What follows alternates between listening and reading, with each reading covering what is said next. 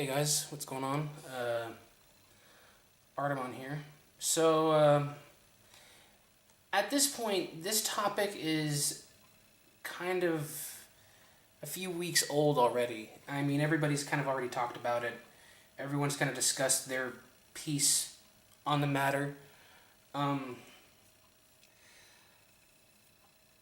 tried to record this video at one point. I tried using my phone, but unfortunately, the video wouldn't upload. I don't know why, but so I thought I'd probably discuss it in better quality and in a better setting here, and with this camera, of course, that I've always been using for the last few years. Where do I start with this? Okay, so to start off, I'm sure some of you, or a good number of you, may have heard about this ToonKriticY2K situation, where he's apparently solicited sex from minors, sexually harassed women, sexually manipulated and abused them, emotionally and mentally abused them. And this is something that kind of came to my mind because it's something that I personally think should be discussed. Not about what ToonKritic himself did, because that's already been discussed as is.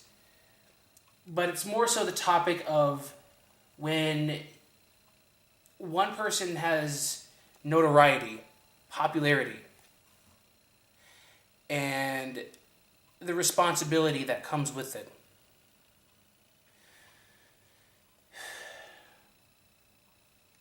More often than not, we hear about a lot of famous people and the scandals that they're involved in. You see, I think us as humans have this capability of doing some great things with our popularity, if we have any, that is. You know, if we are given fame and fortune and, popularity and notoriety, we should at least use something like that. It's a very, very, very powerful tool. And it can be used for good, it can be used for bad, but it seems like more often than not, we've seen people use it for bad, if anything. To explain, let me give you some good examples of this. I'm sure many of you have heard about the different celebrities that, have had a lot of these scandals that have been emerging because of the Me Too incident, or movement, that was instigated by Harvey Weinstein being outed out for being a disgusting pig. And there were a lot of really, really, really big names that were basically being pointed at, being accused. And a lot of these people usually do these awful things because of the fact that they think they can get away with it because they're famous. Let me tell you this, when you hear about people like Bill Cosby, who allegedly raped a bunch of women by drugging them and, taking them into, a separate room and molesting them and having his way with them and all that. When you hear about these different, I believe there was a child entertainer within the UK who was also a very big, disgusting pervert that, molested and raped people, but it was kept quiet until after he had died. People like Woody Allen, Roman Polanski, these people that are accused of, pedophilia, sexual misconduct, and whatnot. I think when you look at stuff like this, and if you want to basically go into if you want to basically kind of use a smaller example, for YouTubers, considering that's, more relevant to this topic, people like Logan Paul, who is one of the most subscribed YouTube channels out there. Logan Paul is a very popular user, used his popularity to exploit and a dead body, a dead person, and also used the popularity that he had as a means to basically commit some of the awful acts that he did.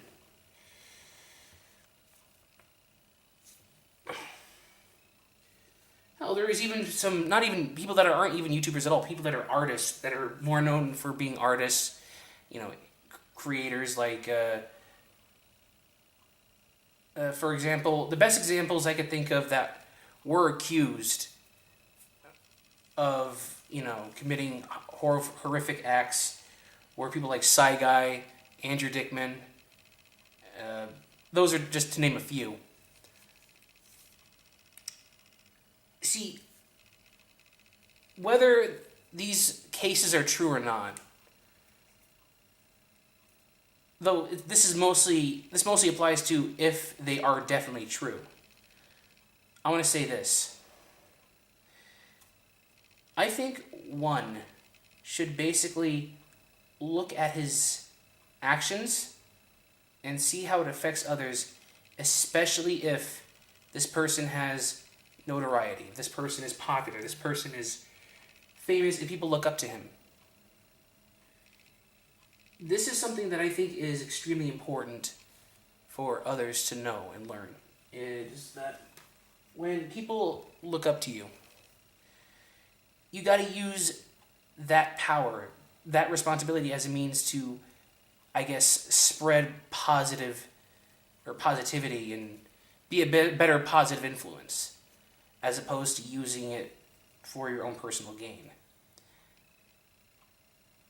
I mean, let me give an example. I mean, regardless of what you think about the guy, Markiplier is seen as one of the nicest guys on YouTube because he's actually helped donate to charities. He's helped out smaller YouTube channels and all that. Even Boogie, you know, again, a person that you can either choose to love him or hate him, he at least tries to do the right thing, I would personally believe. He often tries to help out others, tries to give decent advice, and so on and so forth. You know, when you look at stuff like that, I think, honestly, it's one of those things that people should look at and kind of use as a, I want to say, an Aesop fable, sort of.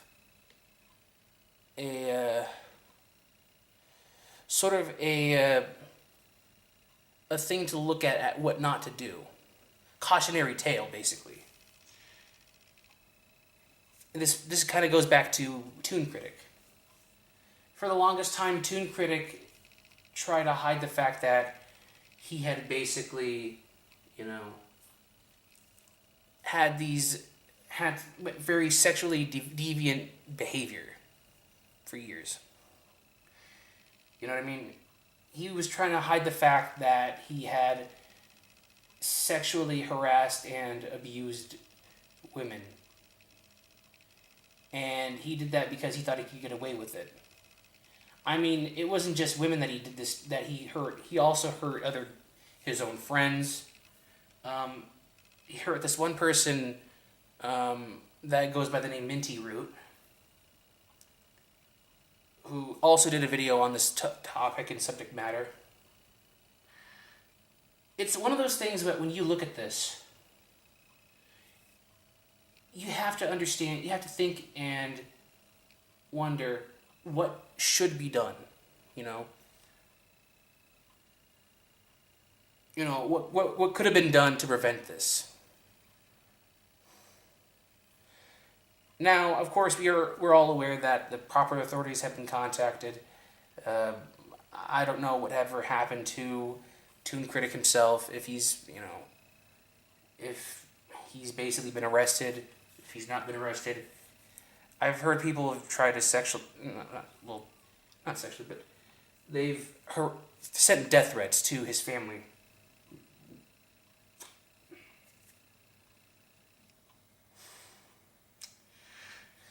This is a subject that I think is pretty heavy because, again, it deals with the topic of abuse, of harassment, stuff that is very hurtful and can affect people for their whole life, you know? I mean, not only did this affect, the victims, but also the friends of this person who committed these acts. because for years they thought this guy was someone worth hanging out with. And when you look at this, it tells you something. That you shouldn't... It tells you that you shouldn't be so arrogant to believe that you can get away with whatever you want. Because in the end, that usually comes to bite you in the ass. Sometimes pretty hard. And you basically get your comeuppance eventually. I mean, you can believe it or not, but I do think that there is a form of what goes around comes around that exists. I mean, people can believe in karma, people can believe in whatever, but it's just one of those things that when you look at this, it's like, what can you say? You know? This was a guy that people enjoyed for years, you know? People enjoyed his content for the longest time because, again, he was one of the big names within the Brony analysis community.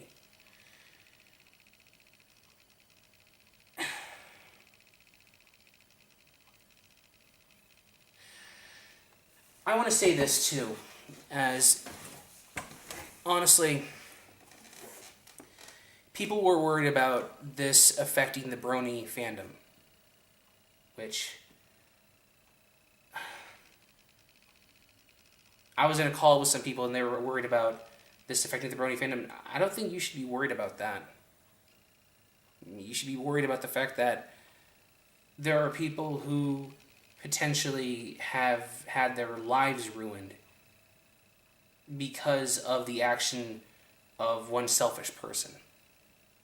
And let's be honest, there's different people within different communities that have done worse. The anime communities had people like Trey Sessler, Mr. Anime, you know, the guy who basically killed his whole family and was planning to carry out this fucked up Columbine-like attack at a local school of his. You had Randy Stair, who, you know, not only was he just associated with the Bronies, but also just with cartoon fans in general because of the fact that he committed such a horrific act. You had people like, well, the furry community.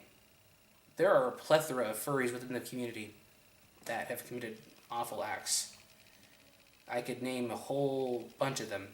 Zosh. Oh my god, there's way too many to even name.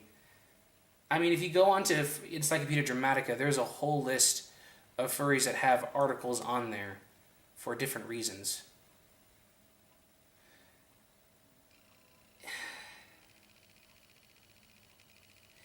It's one of those things that people look at and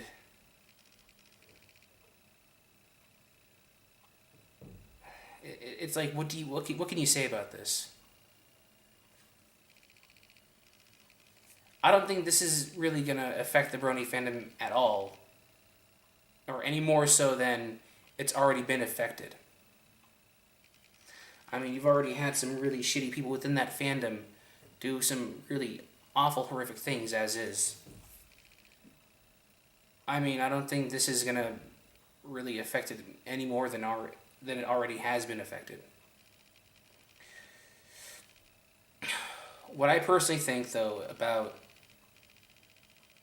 this situation is that you should look at, again, the lives that are affected. You should look at the people who have had their friend taken away from them because of his own selfish actions. You should look at the fact that just different people are affected by this because of one person's selfish action. Again, it's a situation that when you look at it, you begin to wonder what went wrong.